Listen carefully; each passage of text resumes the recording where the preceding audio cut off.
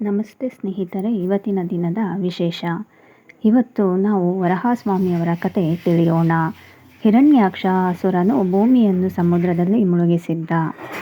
ಎಲ್ಲ ಲೋಕಗಳು ಭಯಭೀತರಾದವು. ಆಗ ಭಗವಾನ್ ವಿಷ್ಣು ವರಾಹ ಅವತಾರವನ್ನು ತಾಳಿದರು. ಸಮುದ್ರಕ್ಕೆ ಇಳಿದು ಭೂಮಿಯನ್ನು ತಮ್ಮ ಬಲವಾದ ದಂತಗಳಲ್ಲಿ ಎತ್ತಿಕೊಂಡರು. ಅದೇ ಸಮಯದಲ್ಲಿ ಹಿರಣ್ಯಾಕ್ಷ ಅಸುರನು ಯುದ್ಧಕ್ಕೆ ಬಂದನು.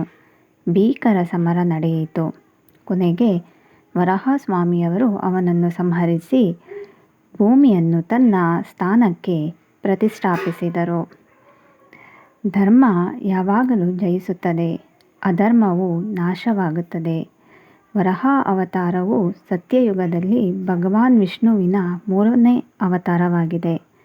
ಕೊನೆಯದಾಗಿ ಎಲ್ಲರೂ ಇದೇ ಸೋಮವಾರ ಅಂದರೆ ಆಗಸ್ಟ್ 25, 2025 ಈ ದಿನ ವರಾಹ ಜಯಂತಿ ಇದೆ. ನಾವು ಈ ಭೂಮಿ ಮೇಲೆ ಇದ್ದೇವೆ ಅಂದರೆ ಆ ಭಗವಂತನ ಕೃಪೆ. ಅದಕ್ಕಾಗಿ ನಾವೆಲ್ಲರೂ ಅವನನ್ನು ಪ್ರಾರ್ಥಿಸೋಣ. ಈ ದಿನದಂದು ವರಾಹ ಅವತಾರವನ್ನು ಓದಿ ಪುನೀತರಾಗೋಣ.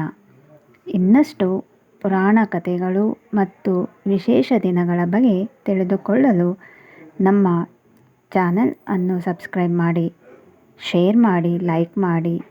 ಶ್ರೀ ಕೃಷ್ಣಾರ್ಪಣಮಸ್ತು.